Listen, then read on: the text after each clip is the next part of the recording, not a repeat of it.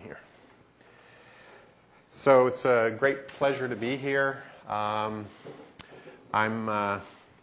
always delighted to come to Berkeley because it's one of these things I come to give a talk and I think I learn 100 things like the talk that preceded. So it's a really good return on learning investment. So I love being here. Also, whenever I give a talk, if you don't understand something, please interrupt and ask questions while I'm going. And also, if you don't understand something I say and you really want to understand it well, ask Jean-Paul Jacob to give a similar version of the talk 3 months later. It takes him about 3 months because he puts a lot of work into his talks, but his talks are beautiful. And he, of course, is in the CITRIS building here, so he's easy access. Maria Phillips, are you here? Where? Okay, good. So there's my colleague Maria, and I have to leave shortly after the talk. So if you have thoughts, Maria will be here. Maria helps us in our global university programs, so she's here. Masood, thanks for the opportunity to talk. I really wish I could stay for the rest of the talks because I'm fascinated by several of the titles. But I know you do a great job of converting these to YouTube and putting them up on the web, so you may get some questions from me yet. Let's see, where's a good place to start? Several of you have heard me talk before, and I always like to end on T-shaped people because I think that's so important. But those of you who've heard me talk, you're going to see some things, new things that I haven't spoken to Berkeley about before that I hope you'll find interesting about ICT. But just be assured I will end on T-shaped people, and I think that's incredibly important. And for those who don't know, IBM is really interested in hiring more T-shaped people. Specialization has not gone away. We need deeper and deeper specialists for sure. And we like to say we're not just interested in hiring an accountant, but a forensic accountant. So to be successful in a fast-changing world, and technology is changing the world faster and faster, you do have to have great depth and specialization, but that alone is not enough. In a slow-changing world, you could be deep, and that's enough. But in a fast-changing world, you have to be deep still, but you have to have the breadth and communication skills to really understand a lot more, have a much bigger model of the world, model of disciplines, model of systems, models of cultures. And so this concept of a T-shaped person that I'll end on talks about that some more. So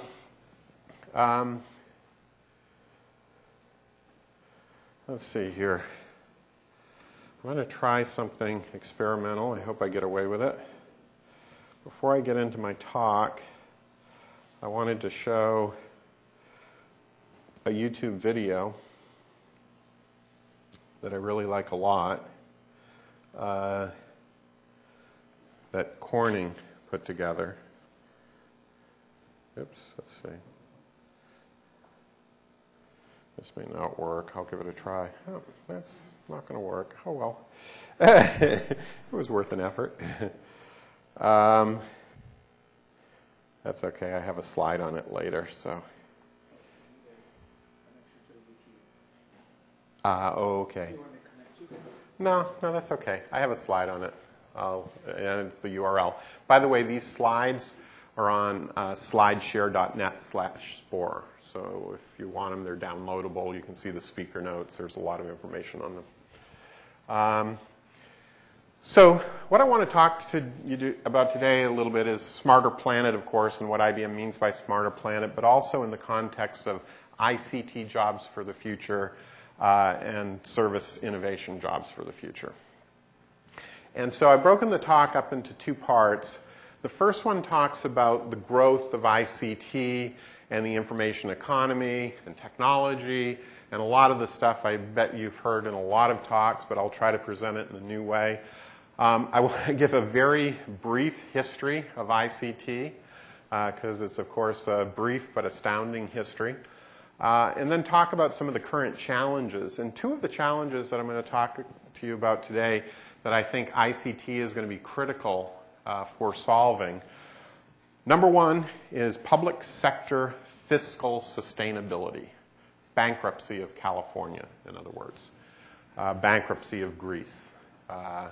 These days we're seeing more and more public sector entities that are not fiscally sustainable. And we'll talk a little bit about how ICT, especially cloud computing and shared service, may be part of the answer there. The other sustainability that ICT is going to be critical to help mitigate problems over the next decade or two, of course, is the problem of environmental sustainability. There's many commons out there, like the ocean, the atmosphere, that are being affected. And so big data and analytics are going to be key to addressing some of those challenges. So the first part, we'll talk about information communication technology jobs and challenges. The second part really is quite complementary, and it talks about service growth and the knowledge economy and people, and I'll give a very brief history of service innovation and talk about the two great challenges that we see coming, which is about job sustainability and skill sustainability. ICT changes a lot of things. It changes the types of jobs that make sense for a society. And if we don't get a better handle, though, on the future jobs and skills, that could be a problem even as ICT becomes more and more capable. But first, since I'm from IBM, let me tell you about a couple things you should know about IBM. Number one is that we have about 426,000 employees around the world. So if you go to Wikipedia and look up Forbes Global 2000, the top 2,000 publicly traded companies in the world, I think IBM's around number 40 in the world. So we're one of the, certainly in the top 100 largest companies in the world. Our revenue, you can, somebody looks at that and goes 99.9 billion. Why didn't you guys just make it 100 billion? Well, yeah, we could have, if we just had 100 million more revenue, we could have made it 100 billion, but it was 99.9. The stock is trading at nearly its all-time high, I'm happy to say. IBM has been number one in inventions for the last 18 years in a row, 6,000 inventions. And I guess part of the reason our stock is trading at near an all-time high and that we've been around for 100 years is because IBM really invests in research and our relationships with universities. And probably the first thing to say about Smarter Planet, oh, actually before I say that, I'll say, a lot of people ask, why did you call it Smarter Planet? In fact, Jean-Paul Jacob over there said, smarter, oh, that's a bad word. Certain cultures, smart means smart-ass.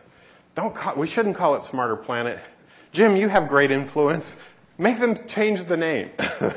Well, part of the reason we could have called it Better Planet or whatever, but part of the reason our communications people at IBM really like Smarter Planet is that's a picture of Sam Palmisano, our CEO and chairman up there.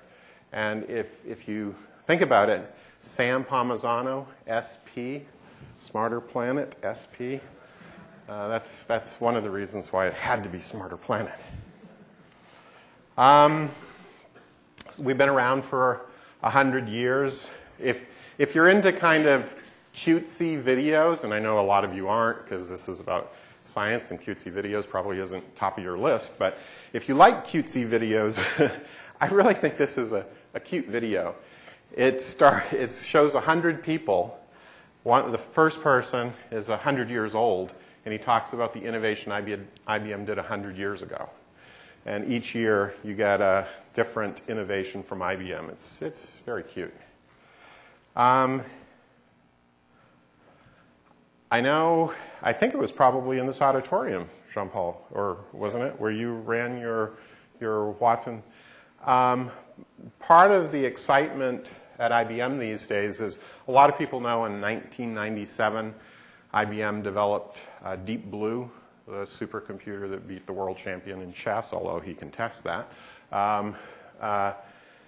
This, for the centennial, perfect timing, IBM developed a new supercomputer that was able to outscore the top scoring humans in the game of Jeopardy, which, if anybody has played Jeopardy, knows to do that, not only do you have to be a walking encyclopedia, that should be relatively easy for a computer, but you have to be a master of natural language, puns, subtle cues, and that is really hard for computers.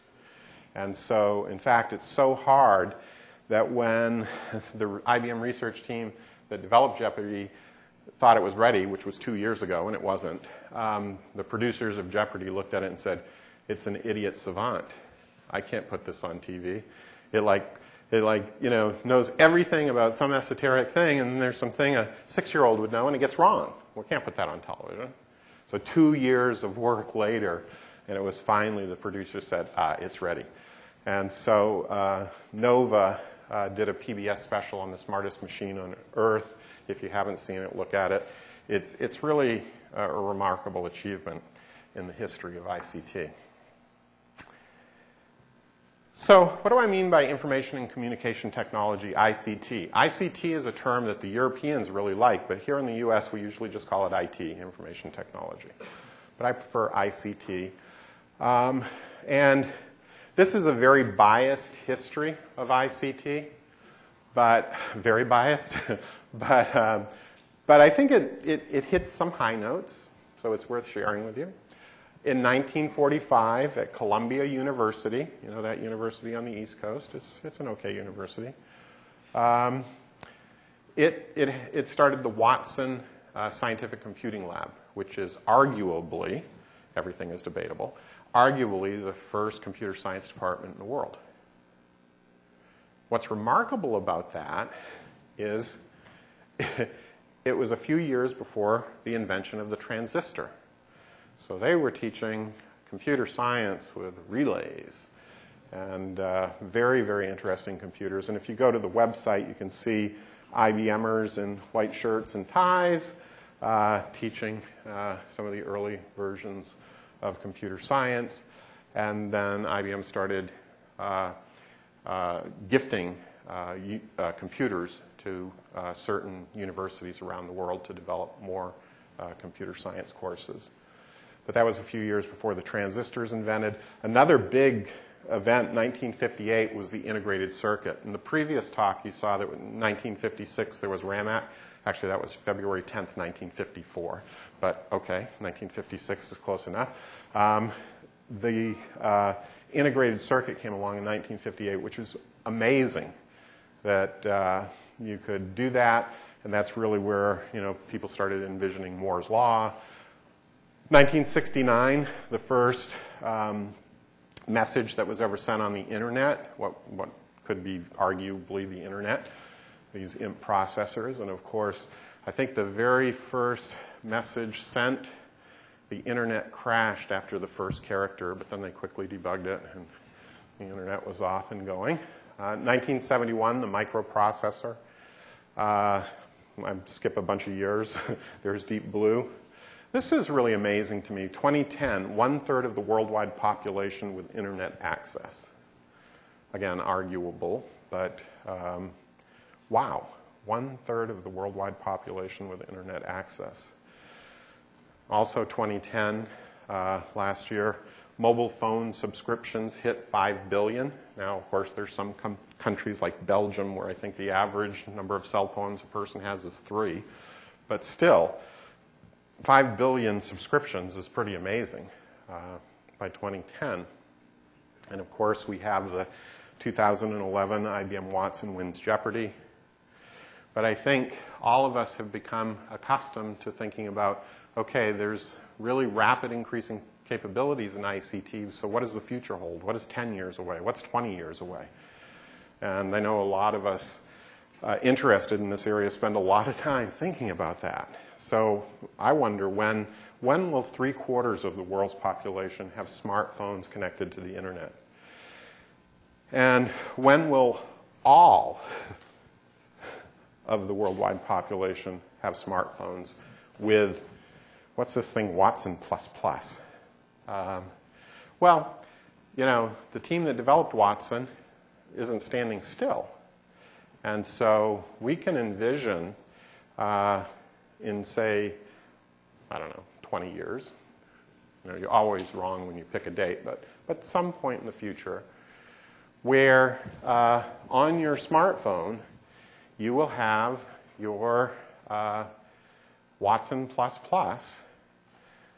that reads everything that you wish you could read about your scientific field, but that you don't have time to read. I know I have colleagues, my organization, we have about 400 people worldwide in IBM university programs, and I get emails from them constantly all over the world because we work with 5,000 universities around the world. They're telling me about an exciting innovation here at this university or an exciting, you know, breakthrough in this university. And I'm having trouble. And of course, they send PDF files with the latest publications. I can't read all of that. But my Watson++ will read it for me. And then when I have questions, I will be able to have natural language interactions with my Watson++. And it'll become this essential part of my life, maybe in 20 years, where, you know, it's already hard for me to imagine traveling as much as I do around the world living without my smartphone. But boy, when my smartphone has my Watson++ and is reading all my emails, reading all the scientific literature that I wish I could keep up with, and when I'm, you know, have a moment that I want to query it, be able to know what I know and put it in words. I mean, this is the world we're creating for the next generation. Just like the generation today can't imagine what it's like to live without the internet, you know, next generation will be, how could people live when they didn't have this thing that could tell them everything they wanted to know about the world and every statistic? How could you live in a world without this? So it's clear ICT innovation is just getting started. I mean, I wasn't around in 1954, but I came along right in here, and I know there's people in the room here that were around in 1954, so all this is happening within our lifetimes. This is remarkable, the transistor, whoops, and this is a statistic that IBM likes to put out there. In 2001, there are 60 million transistors for every human on the planet. 2011, there's 1 billion transistors per human, each costing 1/10 of a million of a cent. And what will it be in 20 years? I'm not going to show this video because I don't have enough time, and I'll just say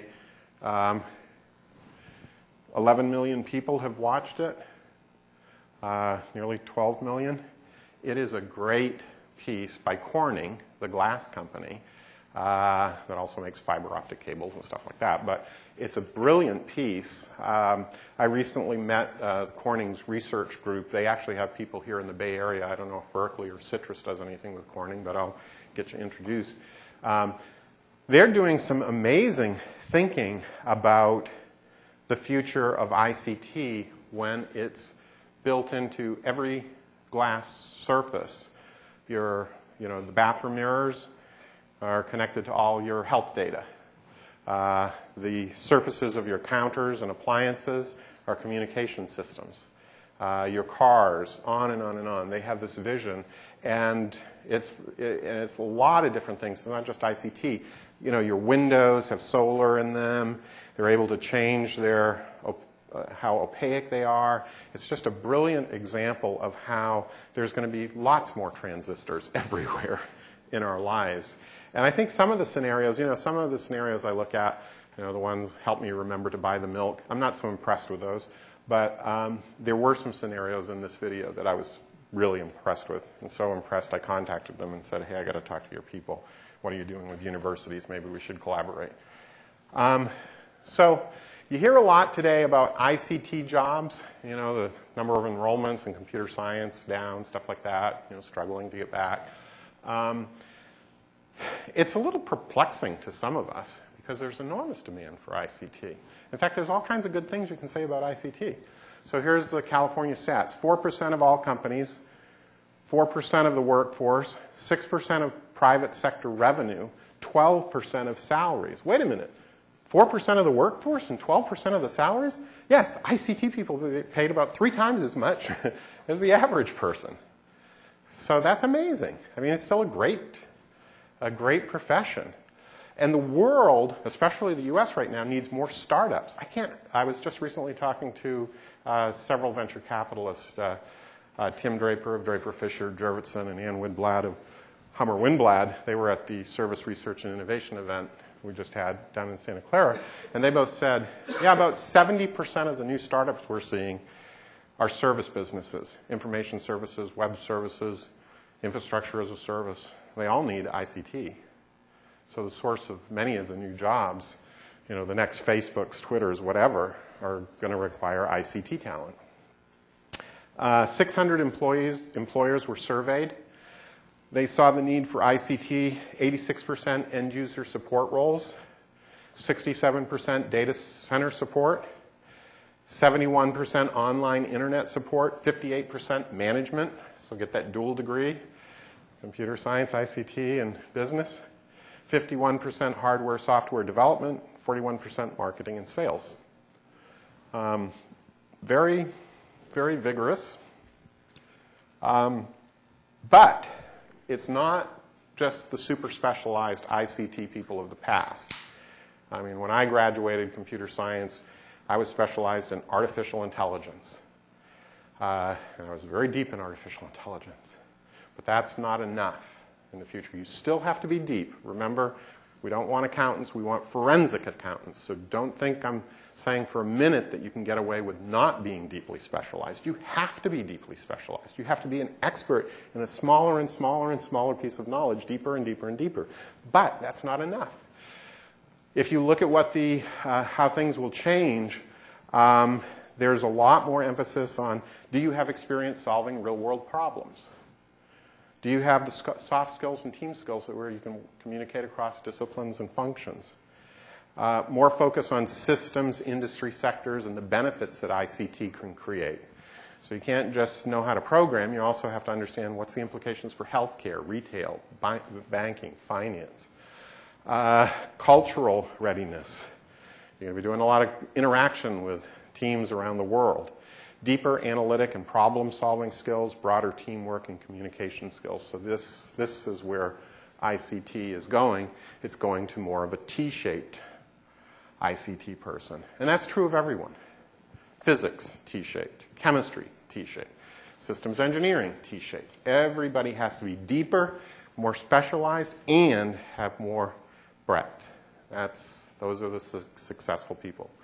And if you don't believe it, go out and do T-shaped, comma, let's see, what would be really annoying to this group? Stanford. See how much Plummer and folks over there talk about T-shaped. T-shaped, comma, Singapore. Mandated T-shaped people hiring for government positions in Singapore. Go out and just check around. It's happening. It's where the future is. Now let's talk about the problems that ICT has to solve over the next 2 decades, or at least mitigate. The next wave, and by the way, all of these black slides, my colleague Mark Dixon, who's visited us here at CITRIS, he's an STG systems architect, earns a very respectable job at IBM for the public sector in California. So he created these slides. The next wave is ICT for public sector. I know that's a short statement, but that is so true. ICT has transformed businesses around the world, and the next thing it's going to transform is the public sector, and it's amazing how little impact ICT has really had on the public sector. It's smarter government, local government. This is really a big challenge, and oh, by the way, they have no money to pay for it because they're all bankrupt, or there's a fair number of them bankrupt. So this is a great opportunity in some ways. The other challenge besides fiscal problems that these public sector places where ICT will be applied is more and more helping us create a more sustainable world. I really like this National Geographic Society report on the state of Earth. It's a few years, little ways back, but this concept, and I have to say, I feel guilty every single time I get on an international flight now. I say, why couldn't I have done this with telepresence? Why couldn't I have used ICT to avoid the carbon that I'm about to put up there? I calculated my usage. We in the U.S., what does it say? We're 5 times the average person on the planet. I calculated my carbon footprint. I'm 5 times the average American. So I'm 25 times more carbon up there than the average person on Earth. I don't feel good about that. I do own 100 acres of forest in the state of Georgia, though, so that mitigates it a little bit. But still, it's sobering when you see those charts that the previous speaker showed, and you think about, you know, if you take 3 international flights per year, you're double the average American in carbon output. So we have to think of better ways to mitigate this problem. I'll just mention one way. I was recently on a panel with Zia Youssef, who's the CEO, former SAP executive, now CEO of a startup here in the Bay Area called Streetline. And what they're doing is solving the parking problem. If you look at traffic in a city, as much as 40% of the traffic is people looking for parking spaces. 10% of the gas used in cities is people driving around looking for parking spaces. So what they're doing is they're building these little pucks they put down in a parking spot. When the car is there, it knows. When no car is there, it knows. You've got your iPhone app. You can see where the open parking spaces is. If you're out at dinner and you want to put more money in the meter, you can do that. If you're the city and you want to catch people, you can use it for that. But information technology can help mitigate unnecessary waste in systems. And we'll talk more about that in a minute. I'm not going to read these slides. Again, they're at slideshare.net/Spohrer. But remember when I talked about you all, if you're students here, you have to be T-shaped. And you're wondering, why would I be interested as an ICT student in the electric grid? Of course, you're smart. You already know these things. But here's some nice information about why you should be thinking about ICT applications for different systems. And I really, from the very beginning of CITRIS, Masood, I thought CITRIS was really great, and it shows the application of IT across all these important systems. Again, I'm not going to take you through every one of these slides, but I'll just let you know they're out there on slideshare.net. But we are kind of looking at this new normal. If you kind of really want to be scared, every once in a while it's good to be scared, go read Thomas Friedman's book, Hot, Flat, and Crowded. But if you're in ICT, you see it as we can help solve a lot of these problems, and we can. And it's really about applying ICT more in the public sector as well as has been applied in some of the private sector areas. Let's pick on government.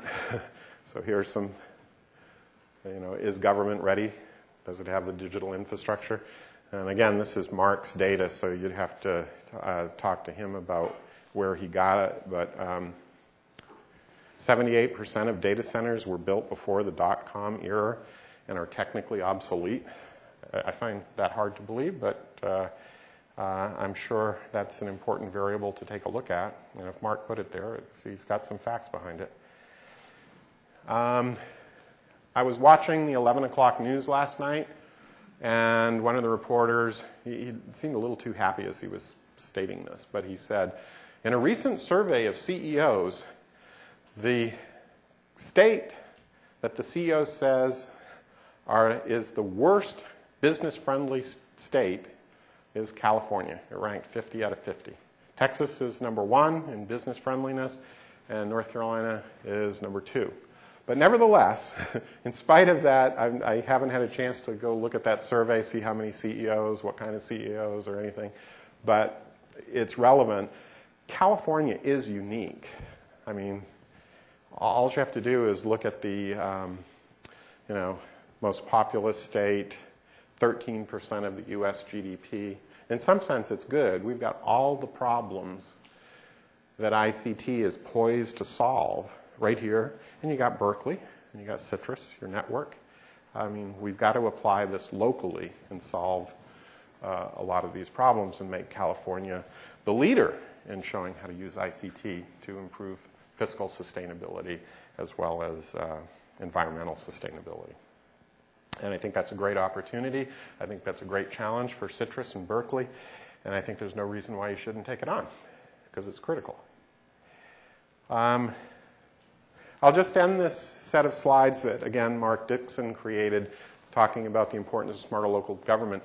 And just think about cities. And I don't know this for the Bay Area. I'm sorry I don't. I know it for the Boston area. But I know the Boston metropolitan area is 108 towns and cities.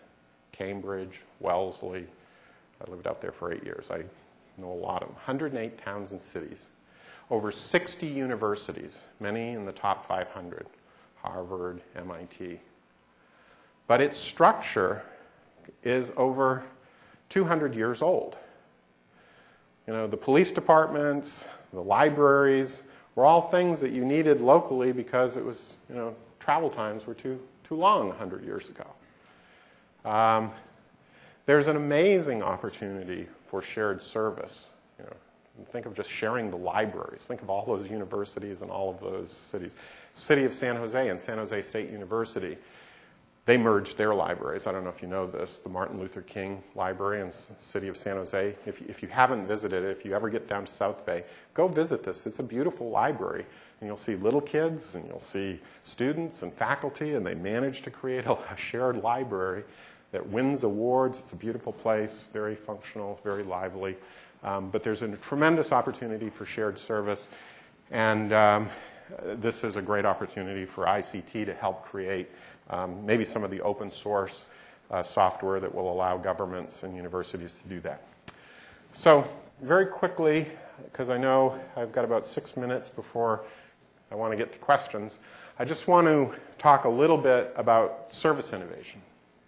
Because yes, ICT is going to be tremendously important. There's going to be great jobs in ICT. It's got great problems to solve. It's needed. But there's this other phenomena that if you're not aware of it, you need to be aware of it, and that's the growth of services. And you can think of ICT as the technology part, but you can think of the service part as, if you want, what are the jobs people are going to have, and what are the skills they're going to need to live in this advanced ICT world? And if you don't understand service innovation, you're going to leave out the human element in these systems, and you better not leave it out.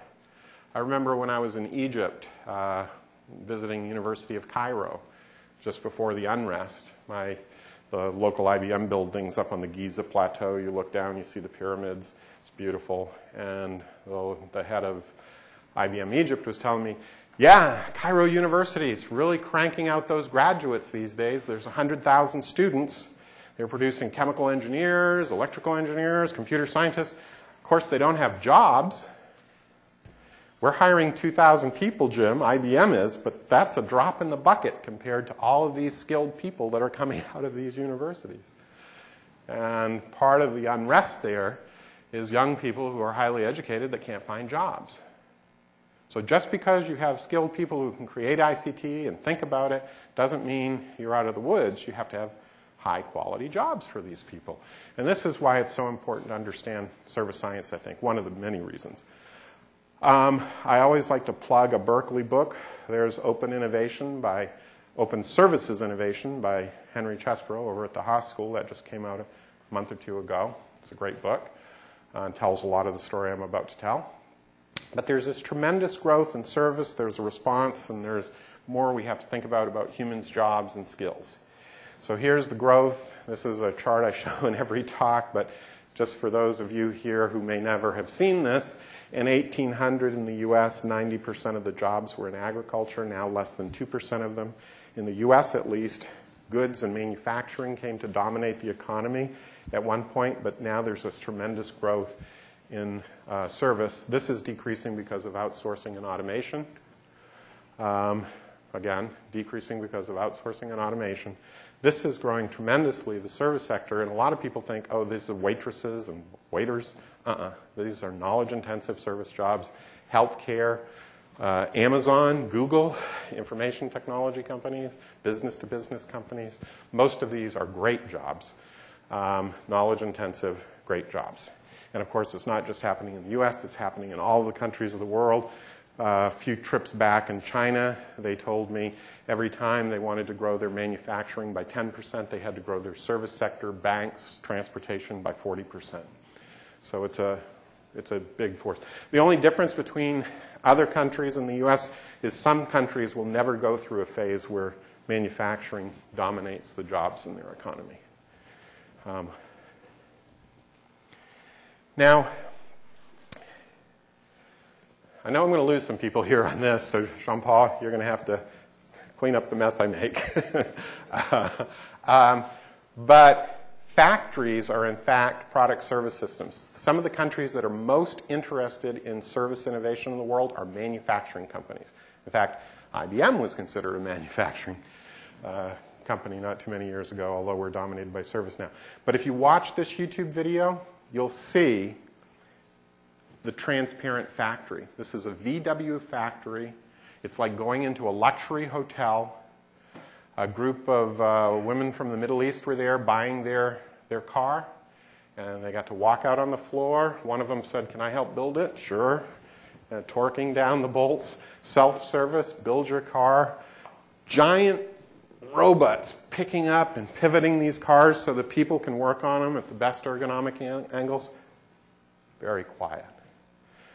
One thing to build the robots, but to build them so they're super quiet. So you can have visitors in there, people feel safe, no cables, everything is induction coupling. And basically what they've done is they've taken a factory, you know, what is the epitome of the manufacturing age, and they've turned it into a service system. It's closer to a luxury hotel or a museum, and they're cranking out car after car after car, and the customers are engaged. So this service logic, once you drink the Kool-Aid like I've done, you realize how silly a product as a product per se is. Not the product itself. The products are brilliant. But to sell somebody something and then lose all information ties to what the customers are doing with that physical thing is a century-old concept. Rolls-Royce, they don't sell the jet engines anymore. They lease them. They're full of instruments, and they own the jet engine, and they're helping their customers, the airlines, optimize fuel efficiency. Why would they lose all of that information stream coming from their engines? To manufacture and sell something and lose that information stream is really, you know, beyond me these days. So basically, more customer participation, more information streams coming off physical things. This is where ICT and the service economy kind of interact. And it's not a new idea. For those of you who want to read Levitt in Harvard Business Review, this was in the 70s from Harvard. He talked about how the economic statistics and the way of counting things in the economy was all messed up because service companies have a front stage and backstage, product companies have a front stage and backstage, and things should really be thought of as product service systems. And here shows the growth of service at IBM. This shows the response, lots of responses from different organizations around the world. This is the Institute for Manufacturing at Cambridge University. Again, mostly manufacturing companies talking about their need for service innovation, service science. Arizona State University ran a worldwide survey. This is the roadmap for service science. UK Royal Society wrote a very influential report about science and service innovation. But how does it all relate to Smarter Planet? Well, you can think of all of these different systems that we have on the planet as interconnected. So we heard about how transportation, parking, is connected to energy. So basically, and we heard from the street line example, you got these little pucks instrumenting the parking spots. You got them interconnected. You can look at them on your iPhone, and you can make more intelligent decisions. So how do we, if I had to describe Smarter Planet in a single word, Jean-Paul, you'll like this, because you always ask me this question, how would you describe it in one word? Sensors. If I had to describe Smarter Planet in 2 words, sensors everywhere. And all your cell phones are sensors. I was just down at the Biosphere outside of University of Arizona, Tucson. I walked into this thing that was one of the hugest buildings I've ever been in my life, and the instrument started registering increased glucose sugar molecule level in the room because we were exhaling. And then we walked out to this desert part, and it started measuring increased water molecules. And I'm like 100 feet away from where the sensor is. And I say, does Brownian motion really work that fast? I guess so. Your urban metabolism thought, I love that thought of, measuring all the molecular flows in these systems. So there's a lot of relationship, I think, to science as we think about these Smarter Planet.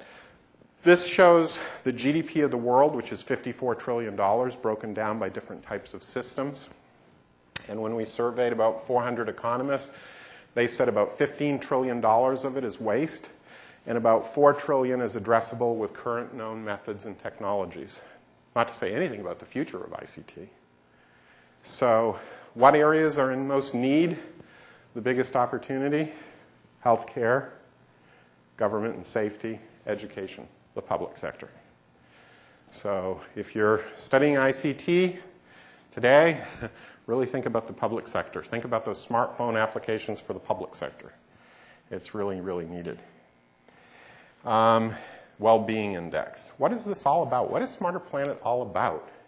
Yeah, we can do it because we got sensors and better ICT. We got sensors everywhere. But what is it about? It's really about improving quality of life on the planet. And I looked at about 15 different definitions of quality of life. The one I like best was an aggregate. Quality of life is quality of service from all these different service systems, quality of jobs in those systems. Remember Egypt. You got to have good quality. Remember the U.S. today. You got to have good quality of jobs. And you have to have good quality of investment opportunities because we care about the next generation having a better world than we do. So there's 5 systems that deal with the flow of things humans need: transportation, water, food, energy, information. There's 5 systems that deal with human activity and development, like architecture and buildings, retail, banking, healthcare, education. And there's a nested set of systems, cities, states, and nations. Examples going bankrupt, examples going bankrupt, examples going bankrupt, that we depend on for security and social stability. So we need to have a quality of service, quality of jobs, and quality of investment opportunities. And how is ICT going to help us do all of those better?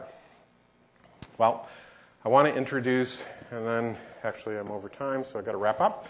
I want to just introduce this concept of a holistic service system, which is a concept of thinking about the fact that local optimizations in these complex systems do not necessarily lead to global optimization. And as we get more interconnected and these systems get more complex, you're going to have either well-intentioned or selfish people doing a local optimization that's going to affect the global in a negative way. And so we have to have better modeling, better ICT tools for modeling these systems. And again, if you go out to thesrii.org, there's nice videos of people from HP and Intel and AMD and Google talking about this stuff at our recent Service Research and Innovation Conference. So this isn't just an IBM thing. I just want to say that I see universities as the key to the skills and jobs piece in several different ways. Number one, universities are evolving to be more closely coupled to the local cities and states that they're part of solving their problems. If you don't believe it, here's a ranking by percentage of the GDP of the world countries, and here's percentage of the top-ranked universities. China was here in 2004. 5 years they're here, and now they're already past Japan up here. So, and if you go to that URL, you can see the dynamic version of this, so you can watch the countries change over time. So if you want to have high GDP, which is one factor in quality of life, you better have top quality universities. And more, the universities are connecting locally to solve local problems, but also setting up remote campuses so that they can bring in talent from all over the world and help and learn all over the world. So there's a lot more here. I'll just say high performance computing. Recent survey shows that universities that have high performance computing, more high performance computing, able to attract better faculty, better students, get more grant money. And that's because more and more solving these problems is big data problems, ICT related problems. I'll just end here. So if you're, actually let me see if I've got one more slide. No. Yeah, okay. So if you're a student today, you have to be deep in your discipline, very, very deep, very, very specialized, but you also should be deep in a system, healthcare, retail, water, transportation. But you have to have communication skills across many disciplines, many systems, and if you go, not to make this this is more interesting data that's available. I'm not just trying to plug IBM, because this is true of every company that I know of. And if you go to vsrii.org, you'll see other company executives talking about it for their company. These are the jobs available at IBM. If you go to this URL here, you can see all the jobs IBM has around the world, 2,000 in the US, and just go in and look at them. We're trying to build a smarter planet. You're going to see, we need somebody who understands cybersecurity for government, things. We need, and where do they need that? Look at the countries where the demand for that is. So anyway, I'm going to wrap up here, but we need more T-shaped people. That's really the key. If we all want to be able to see the benefit of ICT, we have to really be thinking about the future skills and future job needs, not just how technology is going to evolve. And Masood, I'll stop there. Thank you so much.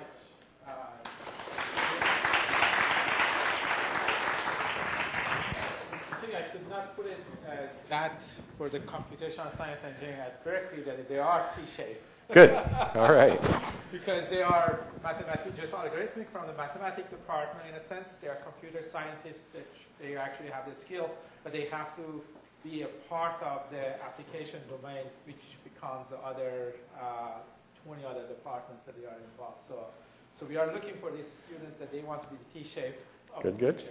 So we have time for a few questions before we get to the next speaker, which is computation and data-driven modeling. So with that, there's a question over there. Thank you for the great talk. One issue made me a little bit uneasy. And that was the vision of the future, the human having the smartphone with Watson++ connection. And what I'm a little bit uneasy about, will that not push at least part of the population to just pretty stupid guys who care about switching the smartphone to power and polishing in case and relying completely on the outsourced intelligence? Great question. Great question. I love this question because I was hosting a group of students from Slovenia who actually, I guess they extorted money from their parents somehow, but they were there, they paid for themselves to come visit Silicon Valley, and they heard the talk, one of them asked exactly that question. And rather than answer it, I asked the other Slovenian students, so what about this problem? I mean, what about people becoming lazy and stupid? And they conferred, and they came back with an answer to me that I thought was great. And they said, well, at least in Slovenia, our parents raised us to not be like that. And they said they could imagine decadent cultures that would go that way, but never in Slovenia. And I love that answer. I just think there's it's a culture thing, right? It's how technology plays out in the world is how the culture, absorbs it and steers it. And I think if we, certainly could go that way. I bet it will go that way for some countries that will try to minimize. But then I think people will start voting with their feet and going to countries where, I have a slide here, I haven't showed it yet because I haven't quite perfected it yet, but it shows jobs, careers, and callings. And I think jobs are what you do because you need to pay bills. Careers are what you do because you love computer science or physics. You just want to put yourself into this. Callings are when you say, okay, the world's got some big problems. I have to, maybe I can channel my passion into solving those, but that's a calling. So I think it really kind of goes in culture. It'll go, there was a period where most people had jobs because they had to pay bills. And there was a career where education became so plentiful that people could follow their passions and find a way to make a living following what you care about. And then there's always, the group of people who say, it's not about me, it's about doing something bigger. So they'll have callings. So Robert Morris, the vice president of service research at IBM, told me that, and I thought it was great. Jobs, careers, callings. And I think it's culture. So this is actually exactly the same question, but on the flip side of it. He mentions perhaps people are going to be, less interested, dumber and more reliant on technology. My flip side of the question is not the opportunity there for systems to teach us better questions, yes, rather than give better answers? Yeah, absolutely, absolutely. Well, it's a wonderful question. So there was an early version of Watson that a bunch of us were working on at IBM, and one day we did a little experiment, and we thought it was so cool. We brought in a guy, and we said, so, sir, you invented this drug, didn't you? And he goes, yes, I'm very proud of it. I won numerous awards for inventing this drug.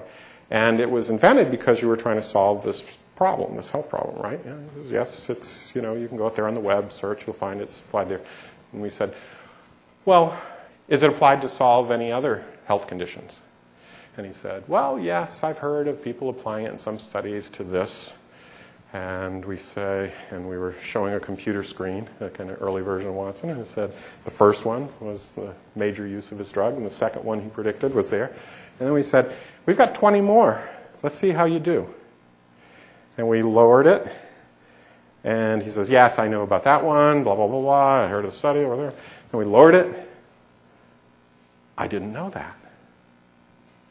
The fourth thing that was out there on the network, on the web that we data mined was an application of the drug this guy had invented that he didn't even know about. The fourth one. So I think the opportunity for asking better questions is when we surprise ourselves. So if we're really passionate about something and we can find things that surprise us, boy, that's unexpected. That's an unexpected violation. Why is that? How could it possibly be used for that? So I do think there is an opportunity for these technologies to help us ask much better questions. The system does not understand anything about that drug or anything about that medical condition. But it can present surprising results to us just by simply looking at the frequency of things out there.